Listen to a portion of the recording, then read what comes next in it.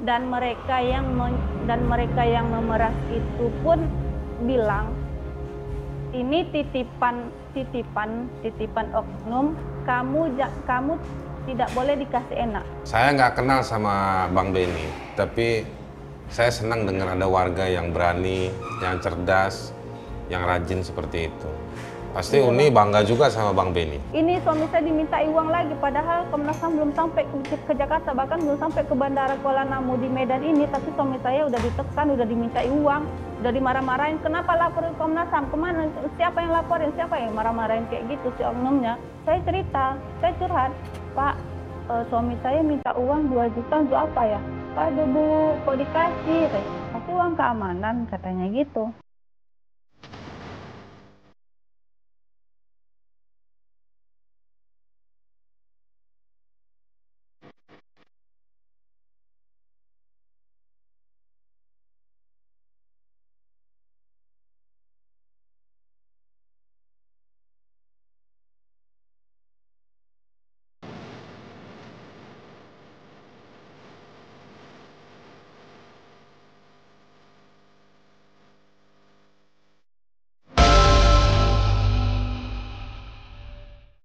Oke, halo manusia-manusia baik yang lagi nonton Knalpot, kanal podcast untuk orang-orang terpinggirkan.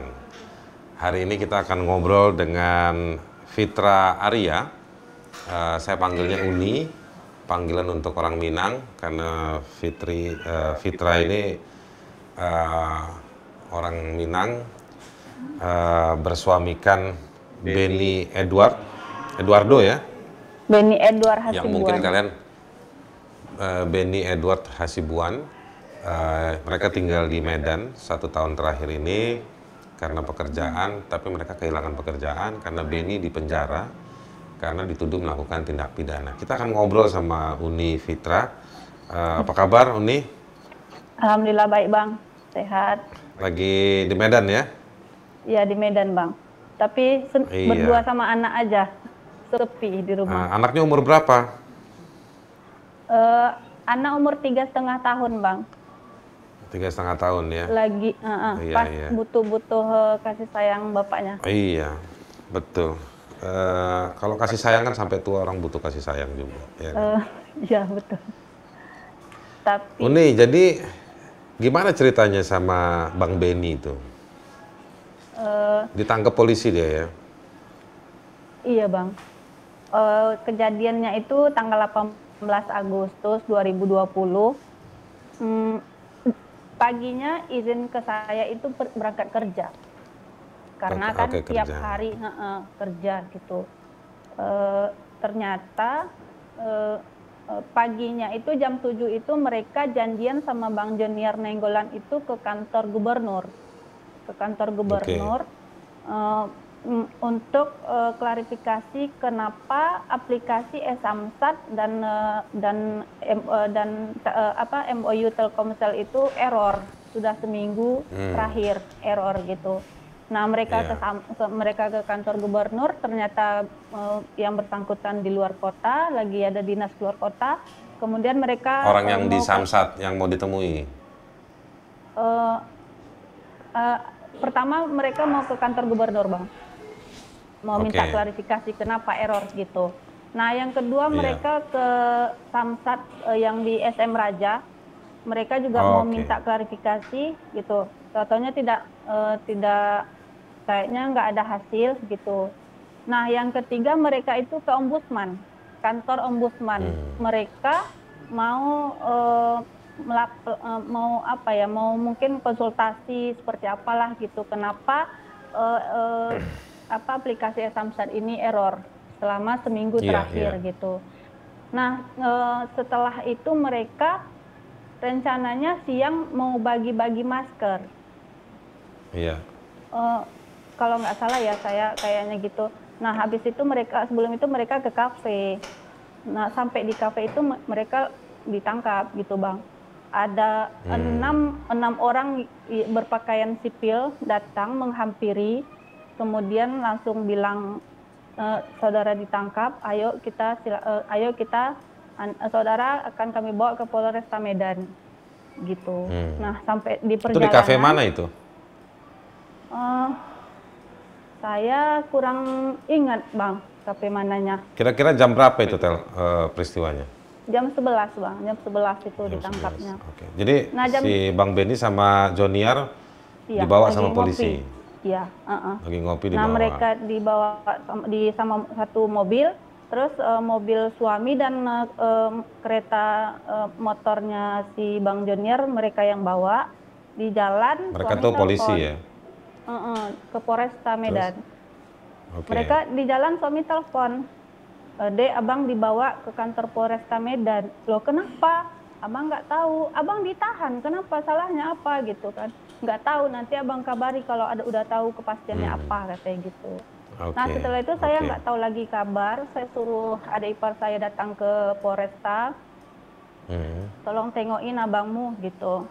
Nah sampai di sana si adik ipar ini nggak diketemuin sama suami gitu. Nggak dikasih boleh ketemu ngomong. dengan Iya, sama Bang nggak Benny. boleh. Iya, nggak boleh ngomong, nggak boleh ketemu gitu. Mereka itu di lantai 2 di ruang Juper. Oke. Nah, sedangkan Oke. adik ipar di bawah, nggak boleh naik ke atas. Nah, Ada apa yang terjadi? Ada yang tahu nggak kenapa Bang Benny diperiksa polisi atau cuma ditahan tapi nggak dikasih ketemu? Apa ada pengacaranya waktu itu? waktu itu kebetulan jam 5 itu datang pengacaranya Bang Joniar. Nah, pengacara Bang Benny memang Setelah nggak berapa ada. jam? Setelah beberapa jam baru datang pengacara. Dari jam 11 12 itulah sampai jam 5 baru datang pengacara.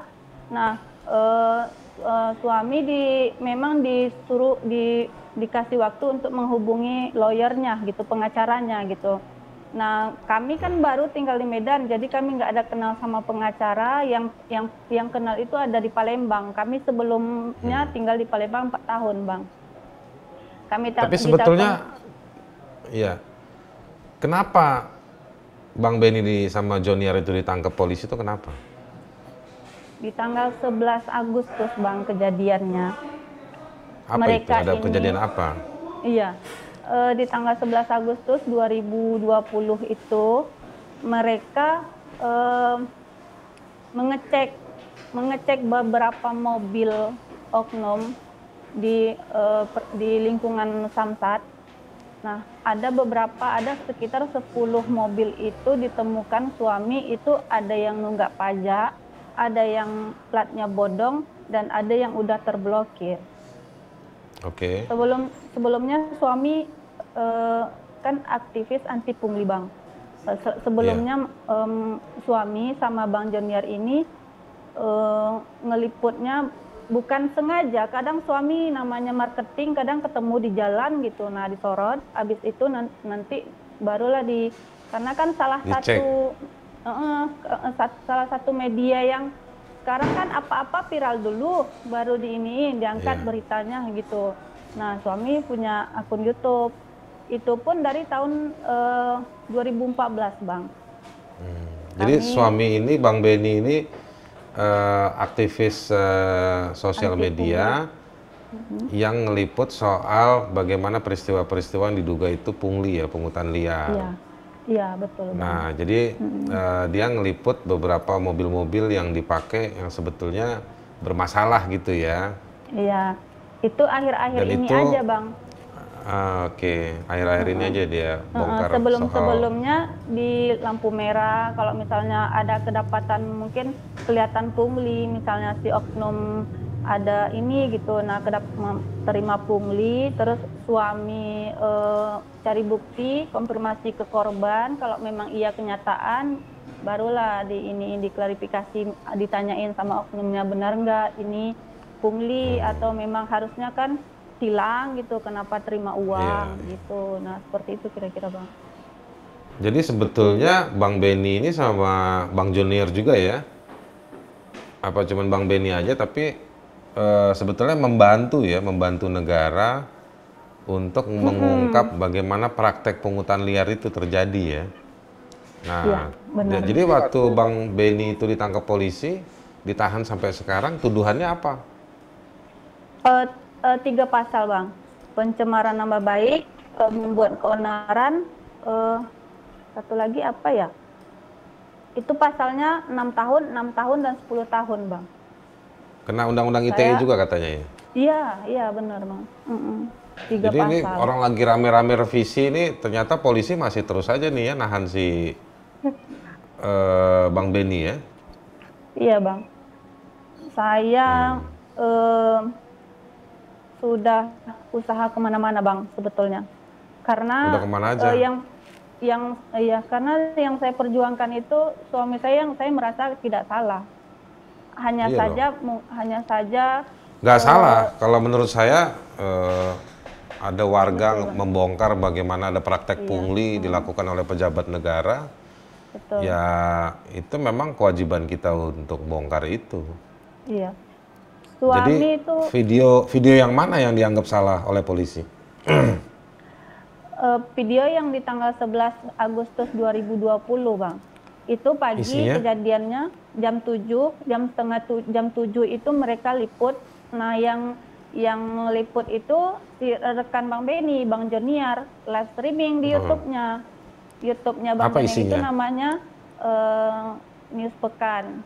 Isinya News Pekan. itu suami pegang handphone, Bang Joniar ngeliput sambil ngomong, terus suami kerjaannya ini tukang ngecek Samsat Nomor mobil.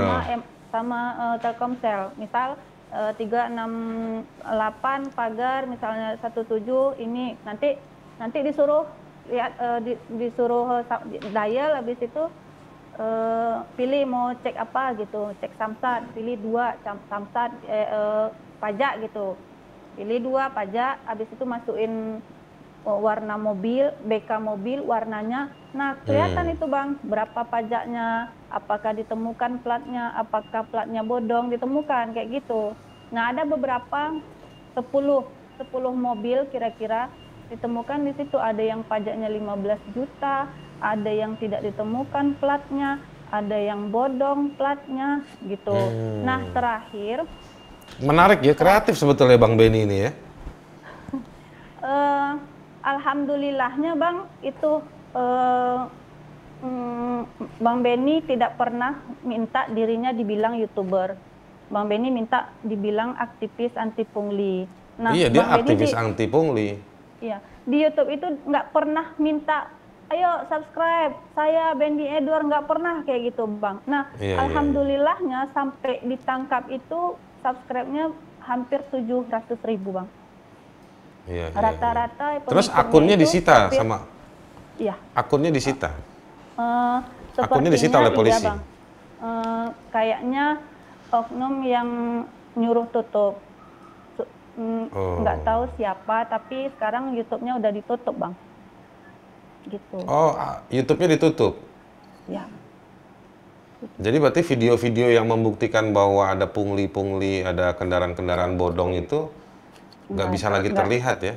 Nggak bisa lagi.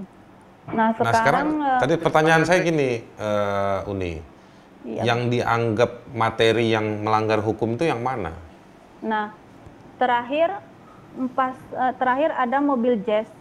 Coba, Bang, kata Bang Jonier, coba, Bang, masukin platnya BK gitu. Nah, pas ditengok, pas keluar hasilnya, si mobil ini belum bayar pajak di saat tanggal 11 bulan Agustus 2020 ini, Bang. Suami saya bilang, wajar sih mobil Jazz pajaknya 3,7 juta sekian gitu. Nah, datang temannya Bang Benny, iya tapi kok petugas pajak nunggak pajak. Nah, gitu kata temannya Bang Benny. Kami pikir alibi kami sih karena si temannya ini bilang petugas pajak kok nunggak pajak. Nah, di situ mungkin merasa dicemarkan nama baiknya. Nah, waktu itu pas dicek itu, Bang, tanggal 11, memang pas dicek itu di tanggal itu jatuh tempo pajaknya, Bang. Tanggal 11 Agustus 2020. Nah, waktu mereka live streaming di jam 7 pagi di tanggal 11 Agustus 2020 itu, kira-kira jam 7 sampai jam 8, jam 9 yang punya kendaraan bayar pajak. Oke. Nah, masalahnya sekarang di mana saya menunggak pajak, padahal saya hari itu juga saya bayar pajak, gitu Iya, iya. kata si pelapor, yang melapor yang BK ini. Tapi Tapi itu setelah nggak, mereka, iya. Gimana, gimana? tapi mereka setelah liput, setelah cek beberapa mobil itu, mereka minta klarifikasi, klarifikasi kenapa, mana siapa atasannya. Kami mau izin, mau minta klarifikasinya kenapa kok di lingkungan Samsat kok petugas pajak Iya. nggak taat pajak, sedangkan kami yang rakyat biasa bersedia ngantri mulai dari jam 7 nanti sampai jam 11 berdempet-dempetan gitu. Padahal kami cuma 200.000, misalnya mobilnya 2 juta atau apa, kami usahakan itu tiap bulannya kami bayar gitu. Nah, sekarang kenapa petugas pajaknya yang tidak taat dengan pajak? Nah, suami saya dengan rekannya minta klarifikasi dengan oknum-oknum di sana. Nah, oknumnya bilang, kenapa kalian ngambil kontennya yang jelek-jelek saja dengan polisi katanya. Yang bagusnya juga katanya. Kata mereka berdua ini, kata suami dan kata Bang Jonir ini, kalau yang bagusnya kan udah ada di 86. Kata Iya. mereka, ngapain lagi? Toh kami tidak ada ngeprank, kami tidak ada memang niatnya untuk ngeliput kayak YouTuber gitu, enggak. Yang Kami memang bohong-bohong kalau nggak ada. kalau memang ada kenyataan salahnya di sini, ya kami ini gitu. Toh kami misalnya datang ke sini atau datang ke simpang mana, ke lampu merah mana, itu dari komen-komen YouTube kami, mereka yang laporkan, masyarakat kecil yang laporkan, Bang, di sini oknumnya jahat-jahat, Bang. Saya kena tilang 500.000, saya begini. Nah, kami nggak mungkin, kami sekota besar Medan ini kami tahu di mana pungli-pungli itu, kami nggak tahu gimana pula, kami punya kerja masing-masing, kata suami gitu.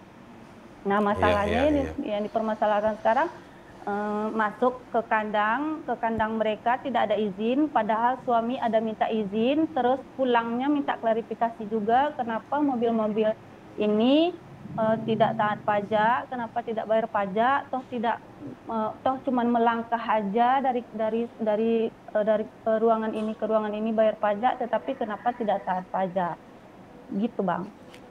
Bagus, Itu yang bagus. dipermasalahkan. Saya nggak kenal sama Bang Beni, tapi saya senang dengar ada warga yang berani, yang cerdas, yang rajin seperti itu. Pasti Iya, Uni Bang. bangga juga sama Bang Beni. Eh, saya bangga karena banyak yang support, Bang. Cuman kalau istri, saya setiap suami pergi kerja, Bang, jangan berhenti di lampu merah. Kalau memang ada kelihatan pungli, jangan berhenti, saya bilang. Karena di Indonesia ini, maaf ya, Bang, di Indonesia ini yang salah bisa benar, yang benar bisa salah, saya bilang gitu. Kasihan sama kami, sama anak masih kecil, saya bilang gitu. Suatu saat mereka, oknum ini mungkin mikirnya entah dendam, entah apa, kita nggak tahu gitu. Iya. Ya udah Tapi banyak kenyataan Uni, ya Bang, ya kita lihat. iya, tapi ya memang di negeri ini kan begitu. Yang benar disalahin gitu kan. Yang salah ya udah biarin aja lah gitu. Iya betul. Tapi ya kangen juga lah ya sama suami ya. Udah udah masuk 7 bulan Bang. Di saat Nggak boleh ketemu ya. nggak boleh Bang. Anak saya ketemu sama bapaknya itu 4 bulan di penjara baru bisa ketemu. Cuman 30 menit. Kenapa? Apa alasannya? COVID. COVID. Alasan COVID. Udah disidang saya Bang Beni ini sama Jonian. Sudah Bang. Besok itu sidang tuntutan. Mungkin saya cerita sedikit Bang, pengalaman apa yang saya alami 2 bulan di awal suami saya ditahan. Tanggal 18 itu suami saya ditahan, tanggal 19 suami saya dipindahkan ke RTP sekitar jam 2, jam 3 sore. Mungkin pas dipindahin ke RTP itu saya ada, tapi mereka nggak bolehin saya ketemu sama suami. Nggak boleh, katanya gitu. Saya nengok dari jauh aja. Nah, suami udah masuk ke RTP, 5 menit setelah itu telepon ke adik ipar saya. Suami saya minta tolong transfer duit 2 juta. Untuk apa? Tanya adik ipar. Untuk uang kebersamaan. Saya bingung. Siapa yang bilang Loh, gitu? Suami yang minta bang. Loh bang, kok pakai uang masuk ke situ? Saya bilang gitu kan. Iya kayak gitu dek. Ya udah transfer aja ya 2 juta katanya. Mudah-mudahan. Udah ditahan disuruh bayar pula ya? Suruh bayar pula. Ini katanya untuk uang kamar, uang kebersamaan, uang keamanan katanya gitu. Ya saya mikirnya. Itu di rutan mana itu? Polresta Medan bang. Oh di Polresta Medan. Nah, saya buru-buru ke ATM, transfer 2 juta. Habis itu, setelah transfer, kami ada dipanggil sama ini, Juper, penyidik, dipanggil ke ruangan. Saya cerita, saya curhat, Pak, suami saya minta uang 2 juta untuk apa ya? Waduh Bu, kok dikasih? Tapi uang keamanan, katanya gitu. Nggak ada itu katanya, padahal itu di samping pengacara ini udah dapat, ujung-ujungnya pengacaranya gandeng sama pengacaranya Bang Jenier, karena kebetulan pengacaranya Bang Benny nggak kunjung datang gitu Bang. Jadi kami satu pengacara dengan 1 LP, mereka 1 LP Bang. Nah setelah itu yaudah kami pikir oke lah mungkin duit 2 juta, mungkin biar aman suaminya di situ. Kami pulang adik ipar kami bawa ke rumah karena cuman saya berdua di rumah sama mertua di sini juga, rame-rame kami di rumah, rembuk gimana gitu. Malam jam 1 jam 2 telepon lagi. Dek, kirim duit 1 juta ya. Hah, buat apa bang? Iya, biar aman abang di sini itu. Aman gimana? Ya pokoknya kirim aja ya ke rekening kemarin ya, katanya gitu. Sudah, saya kirim. Oh, kayak gini ya gitu kan. Besoknya nelpon lagi siang-siang bang, minta lagi 500. Gitu terus. Kalau seandainya saya nggak ngirim, suami saya dipukul, dibully, ditelanjangi di WC, distrap sampai semalam-malaman gitu bang. Nah sewaktu-waktu udah sekitar 6 juta saya investasi ke sana tiap malam. Sekali 2 hari itu mintanya tengah malam terus bang, jadi kami memang dibuat nggak tidur gitu bang. Jadi udah sekitar mungkin dah 6 juta 7 juta udah berapa. Berarti itu gitu penyiksaan dan pemerasan itu ya?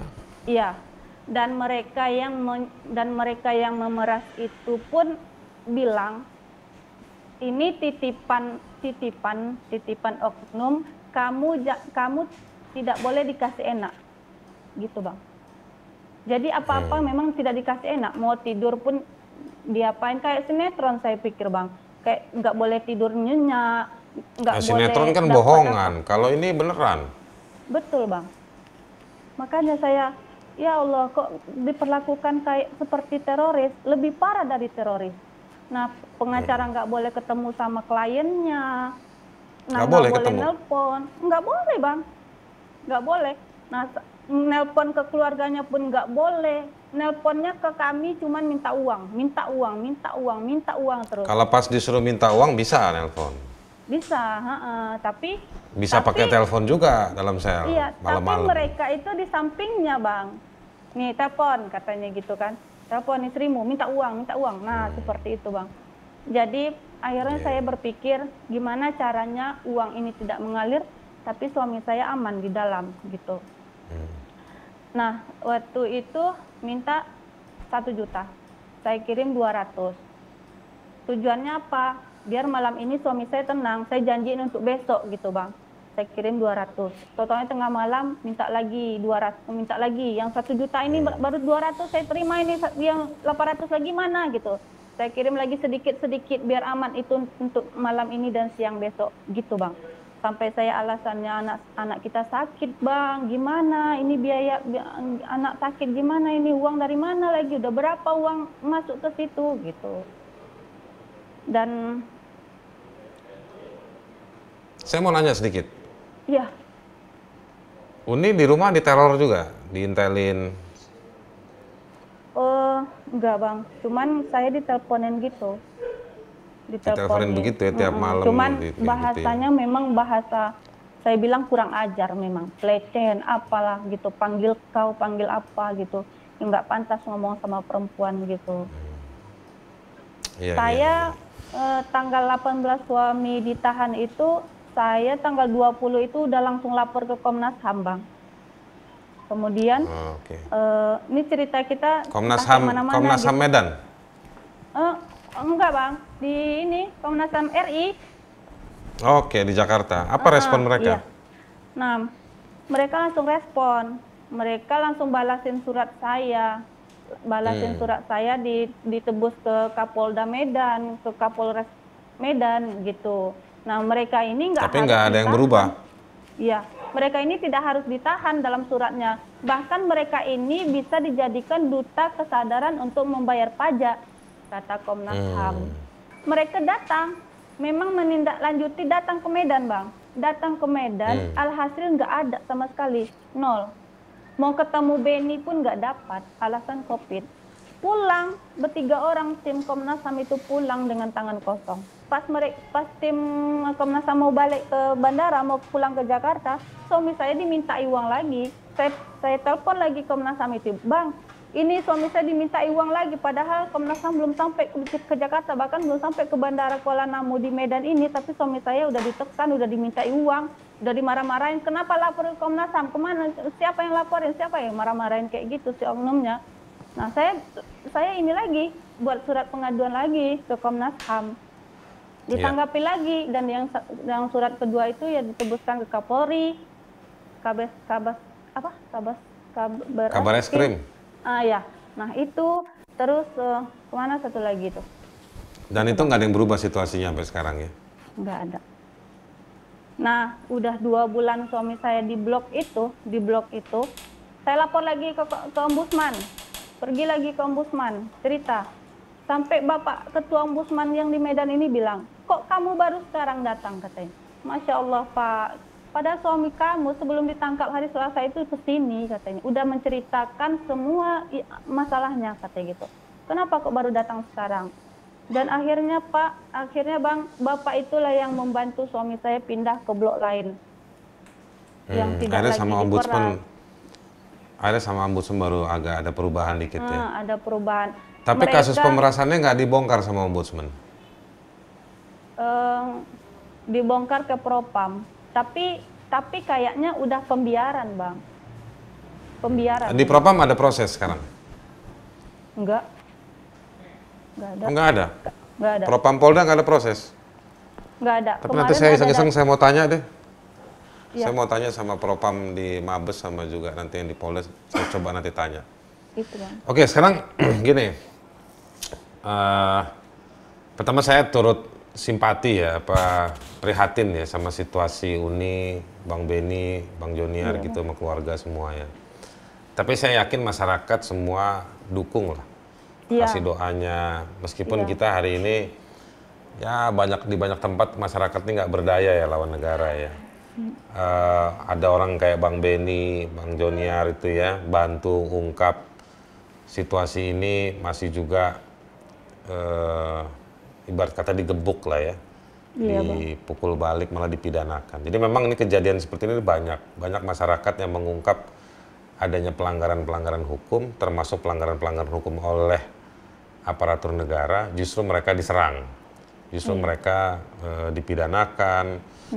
Di Medan juga pernah dengar kasus Golfrid kan, pengacara itu dibunuh malah membongkar kejahatan bisnis. Iya, benar. Ini cerita kita lah, cerita rakyat kita hari ini semua seperti ini, gitu. Jadi udah lama. Jadi memang rakyat ini kalau ungkap sesuatu, nuntut keadilan, nuntut haknya, malah tambah dikejar terus. Betul, Bang. Tapi ya insya Allah suatu hari mesti yakin lah ya, yang benar itu harus menang. Gitu. Tapi memang saat ini orang-orang jahat itu memang menggunakan kekuatannya, apapun yang dia punya, kekuatan hukum, kekuatan uang, senjata untuk represi orang seperti Bang Beni sama Bang Joniar itu. Tapi saya lebih bangga lagi lihat Uni. Ya, Aduh, saya hebat, Bang, berani. sebetulnya saya nggak sanggup, Bang. Memang di balik orang seperti Bang Beni gitu ya, memang ada ada kekuatan yang besar. Nah, saya baru lihat kenapa Abang Benny itu berani lurus gitu ya. Karena memang punya istri yang juga berani juga. Nah, jadi ya udah, karena kita juga waktu terbatas nih ngobrol seperti ini. Tadi lampu saya udah kedap-kedup tuh kan ya. Nah, tapi nanti kita ngobrol, saya akan coba bantu juga. Saya acara begini nggak cuma untuk video-videoan di YouTube aja, Iya, tapi Bang. nanti saya akan coba komunikasikan ke pejabat-pejabat yang saya tahu lah ya. Saya juga Iya, Bang. Iya, Bang. punya keterbatasan. Apa namanya, supaya orang baik seperti Bang Benny sama Bang Jonier ini jangan dipidana gitu kan. Apalagi sekarang lagi banyak orang rame bahas soal undang-undang ITE. Bener, Lucu, Bang. pejabat tingginya sibuk, wangi-wangi, bajunya licin-licin bahas revisi undang-undang ITE, tapi rakyatnya di bawah diinjak-injak Dipidanakan.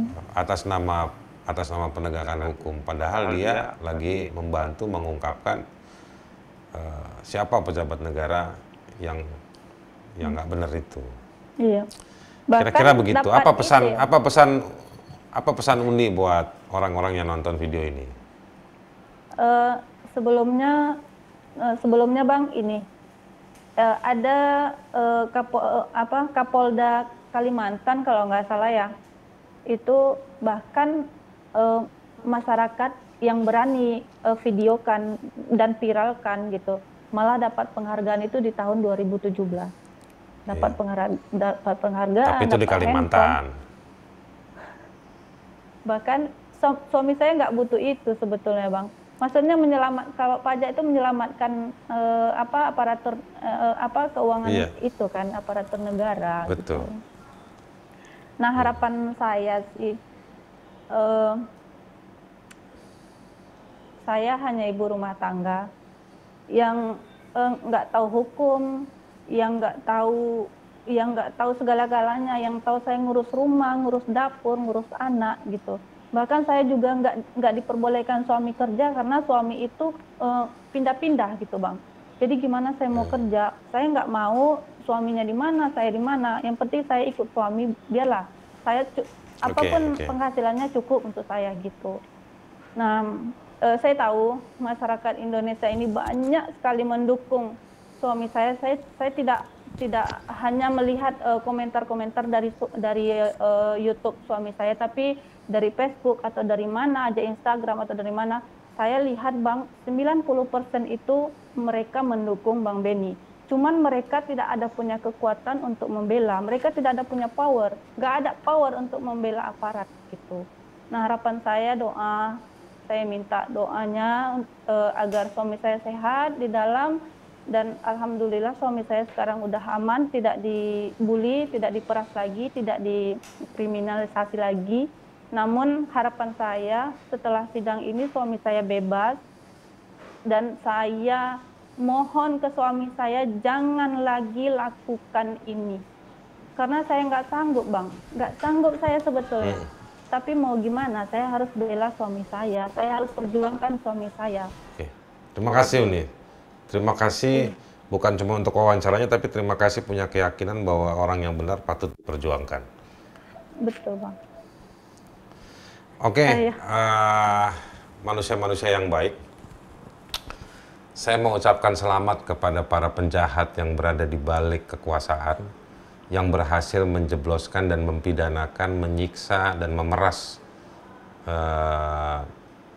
Benny Edward dan juga Joniar, yang sampai membuat istrinya sampai kelelahan secara psikologis.